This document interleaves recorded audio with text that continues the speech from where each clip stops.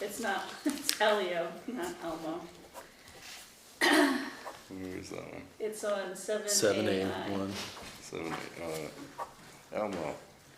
Yep. I'm gonna have to start calling him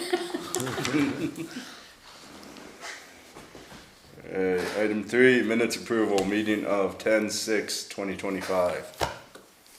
I move to approve the minutes of the select board meeting of 10/6/2025. Second. All those in favor? Aye. Aye.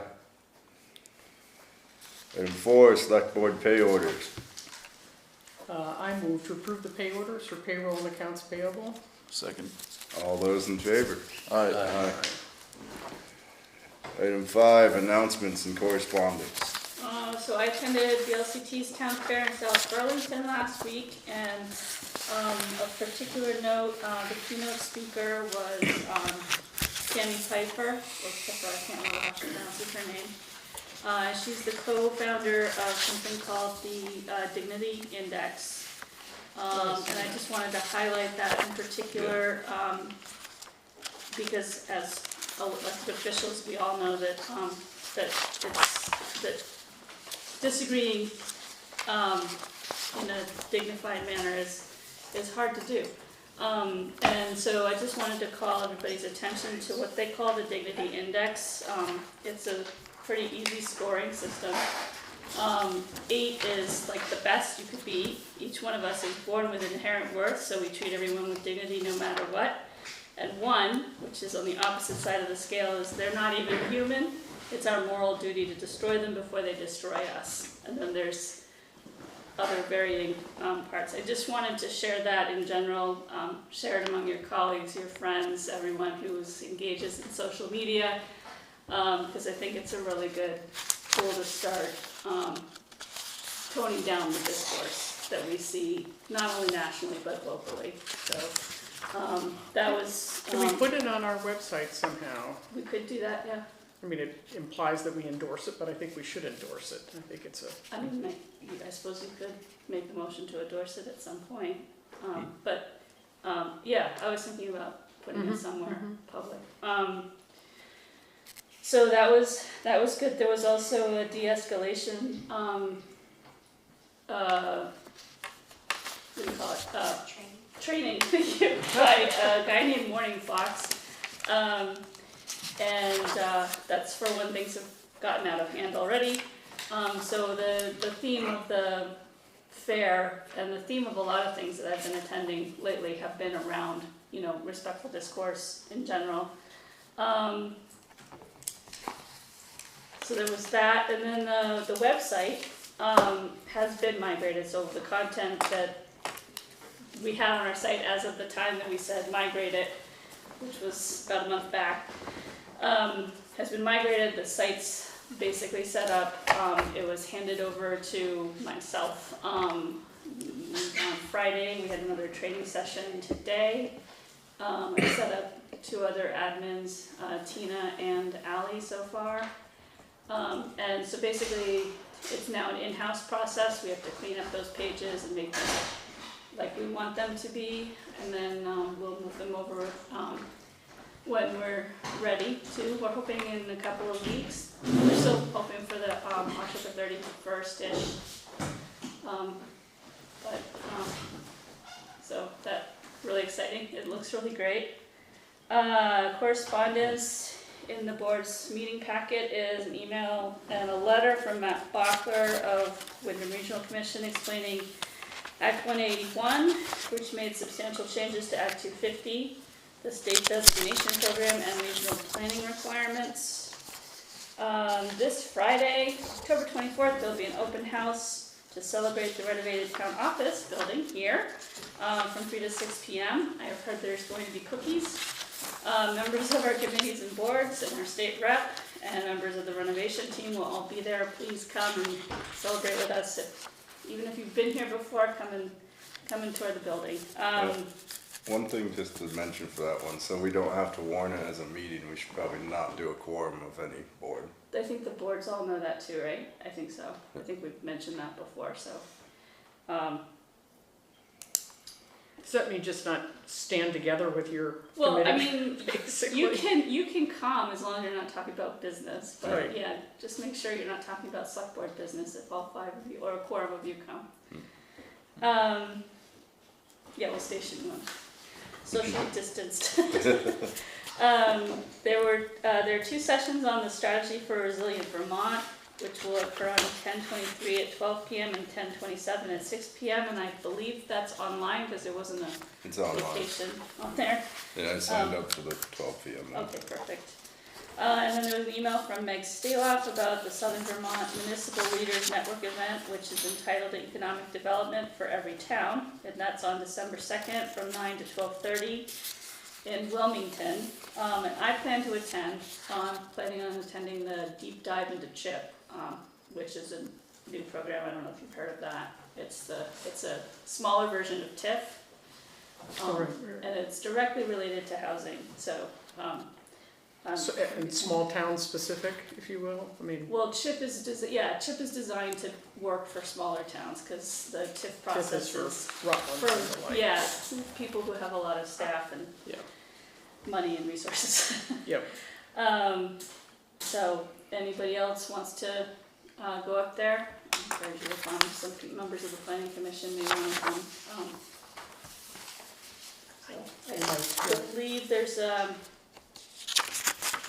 sign up on their website. And that is all I have. Can we go back to the resilience one?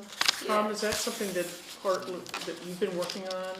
No, I haven't even seen this. This is from the state. Yeah, it's a state program. Different from what we've been working on, right? With Yeah. FEMA specifically or As whatever? far as I know, yeah. Probably parallels a lot of what we've been doing, but Yeah. yeah. Okay, and you're gonna attend it? Yeah, I'm Yeah, doing the okay. 12 p.m. one Okay, on the 23rd, Thursday. yeah, okay. Yeah. That's the first I've seen about it, so I'm not Drought and, yeah. exactly sure what we're going through. Yep, okay. Alright, item 6, visitors and concerned citizens. See no hands? Move on. Item 7, town officials business. 7A, Town Hall Renovation Committee. A1 is member appointment, Liam Elio, Recreation Director. He sounds willing. Yep, he's willing, and there's a letter in there from the area go on behalf of the committee saying they'd love to have him. I think it's a good idea, I don't want him stretched in 100 million different directions. I think he's motivated on this one particularly because Yeah. that space is a potential recreational Right, space. So. right, yep.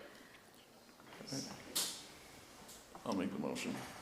I move to appoint Liam Elio as representative to the Town Hall Renovation Committee. Second? All those in favor? Aye. Aye. And there is still one open seat on that I committee, believe correct? there is, yeah. 7B, Development Review Board. B1 is member appointments, Christopher Lachelle, Richard Phelan, and Robert Trask. All who have expressed interest in staying on. Fine with me. I'm happy to move it, shall I? Yep.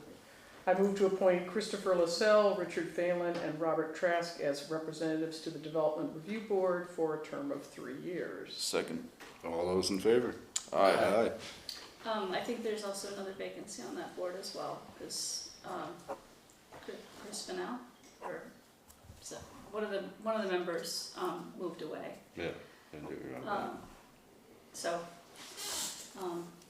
just in case anybody wants to be on the DRB, it's an important board.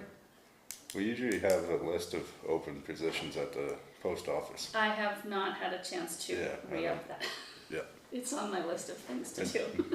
Yep, I just wasn't sure if you Yeah. saw it. Question. Should that person for that position that's open be from one of the committees that already exist in town? Or not? It's possible that you could have,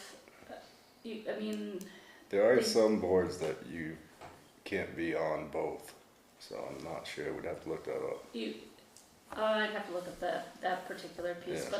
but I know that planning commission members could definitely be on the DRB, and there is a lot of overlap there, so that's sometimes really useful. Yeah. I believe the select board members can be on there, but that's getting into more of a conflict of interest. Yeah.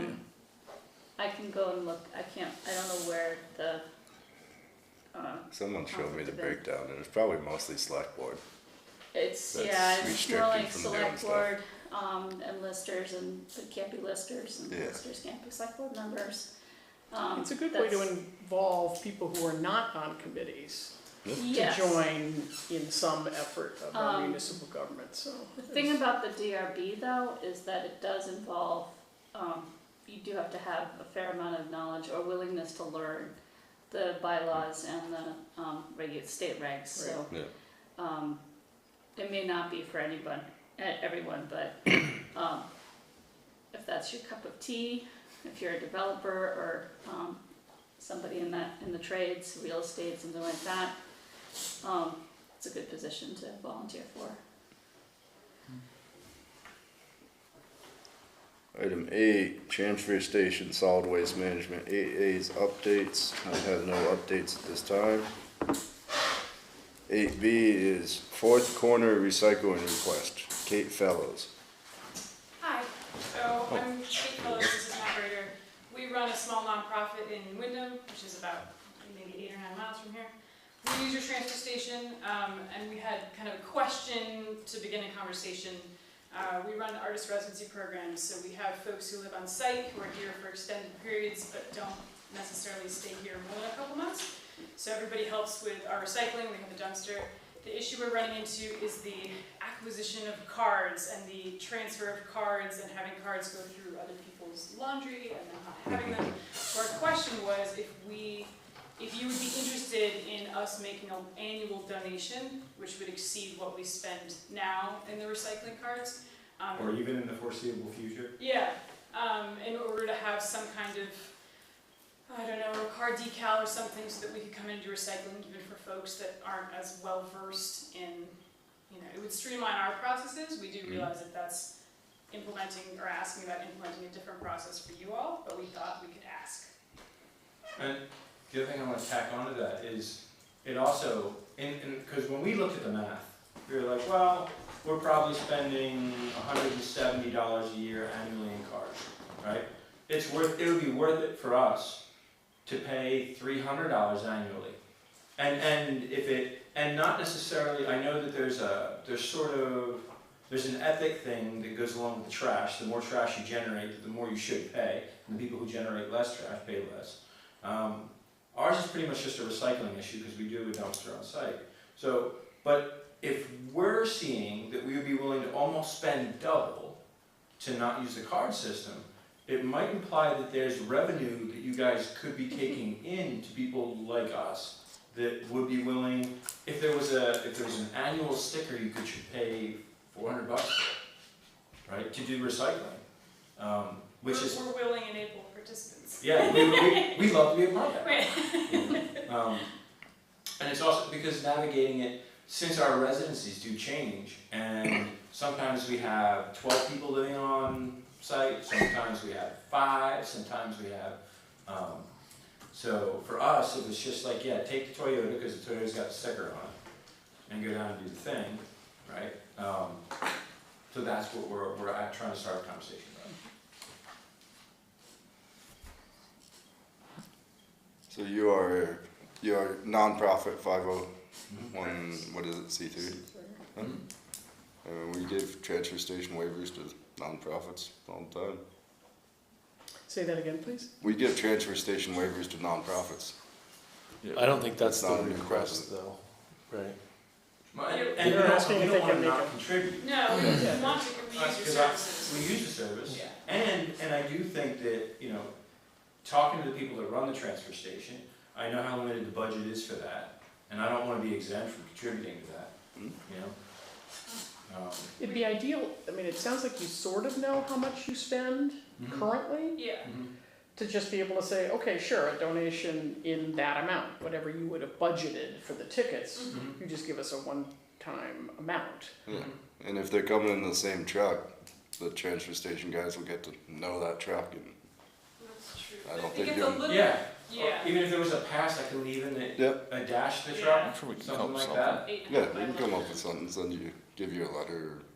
Yeah. Would that, just a question, but is leaving a pass any easier than leaving the punch cards? It can't get lost. And we don't have to get new ones. And sort of the acquisition of the Right. cars has gotten so convoluted. You know, now we can't even go into the store to get them, they're in that machine, and then if you wanna buy 6 of them, well, you're gonna be there That for person 20 has to be minutes, carrying a and credit card. You got all that, and then, like I said, people displacing them.